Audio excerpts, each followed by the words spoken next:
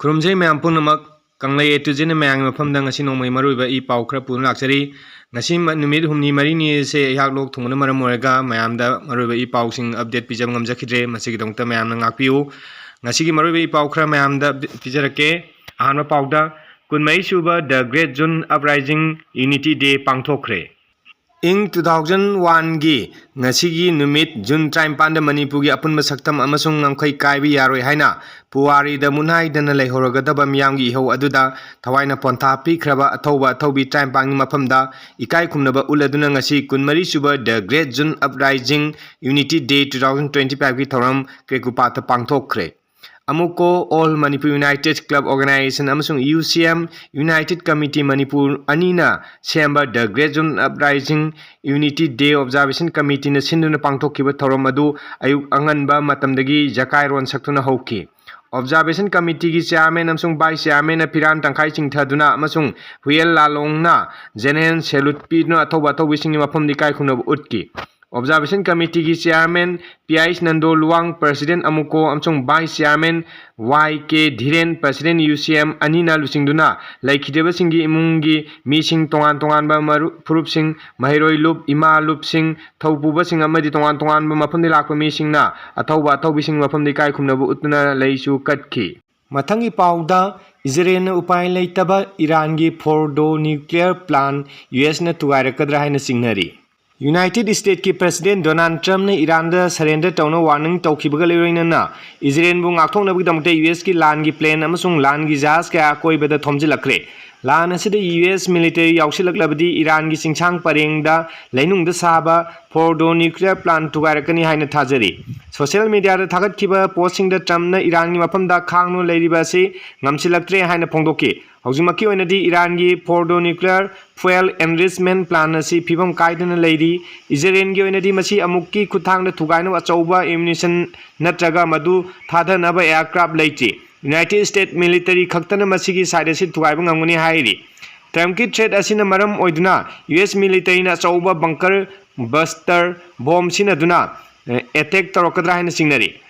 hojimaki oinadi US ki fighter jet sing Iran gi atia saukta paisindri adubu Iran na kapthorpa missile amsung drone thugaibai thabakte di jet sing asina Israel gi mating pangli langi phibam lusilakpa maramna US ki ahenba fighter jet sing amsung marakta thau hanaba tanker sing deploy tawkhre official sing na langi plane sing asigi chapchaba masing di haidri samudra operate tawriba US ki langi jahaz sing duna Iran gi missile sing thugaibai thabak chathari masina kwaidgi maru oina ba saru yari basi USSD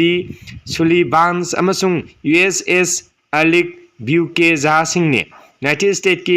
aircraft carrier USS Carl Vinson su masagi strike group jauna langi jahas nipang punna Arabian samudra leiri makoi di Israel bu ngakthong upagi thabakta yaudri adubu Gulf of Oman amsung Persian Gulf ta US ki base amadi lami sing ngakthong nagdongta sem saraga leiri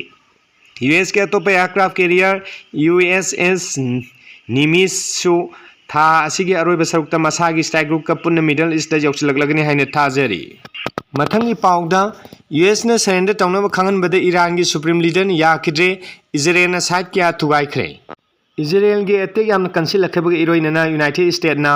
Iran gi mafam da surrender tawnaba appeal tawkre adu leibak asigi supreme leader Ayatollah Ali Khamenei na wafam reject tawradon lan asida US military yausilaklabdi US ki oina amuk hana samjinba ngamloi do mong na mang takne hen warning tawkre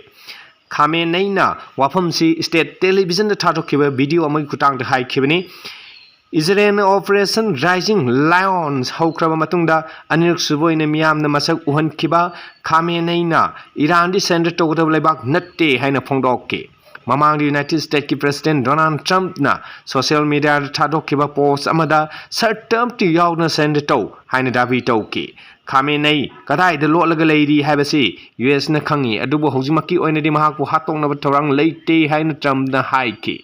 Trump ki wafam si threat tawba amsung mathong hukta wani haina Khamenei na reject tawki Iran की प्रजा अमसुंग Iran की इतिहास खंगबा लौसिंग लेबा मिसिंगना जाति असि मफमदा किहन खंगनबगी लोंदा सिनदुन वा ngangloi मरमदी Iran की जाति असि सरेंडर तौदब जाति नते लान असि US मिलिटरी याउसिलकपा तारबदी US की ओइना अमुक हन्ना सेमजिनबा यारोइदोबा मोंगदा मांग ताकने हाइना अमेरिकान सिंगना खंगदौने हाइना खामेनेइना हाइकी खामेनेई की वीडियो अदु करंबा मफमदा रेकॉर्ड तौकिबगे हाइबा अदु चपचान खंगबा ngamde मान वांगांगदा कादु नीली अदुगा माकी मतुंगदा चौबा पर्दा इरानियन फिराल अमा अमसुंग ग्रांड अयातोला रुहोल्ला खामेनेई फोटो अमा थेटकी खामेनेई वीडियो थोरक्तिंगै फॉरेन मिनिस्ट्री की स्पोक्समैन इमेल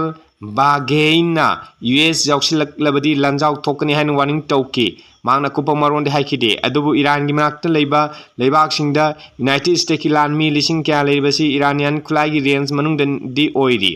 एटेक हेक तौरकपदा यूनाइटेड स्टेट्स ना यामना कन्ना खुद थागनी हाइनसु इरानदा वार्निंग तौरी मरकसिदे इजराइल की एयर स्ट्राइकना इरान की यूरेनियम एनरिच तौनबगी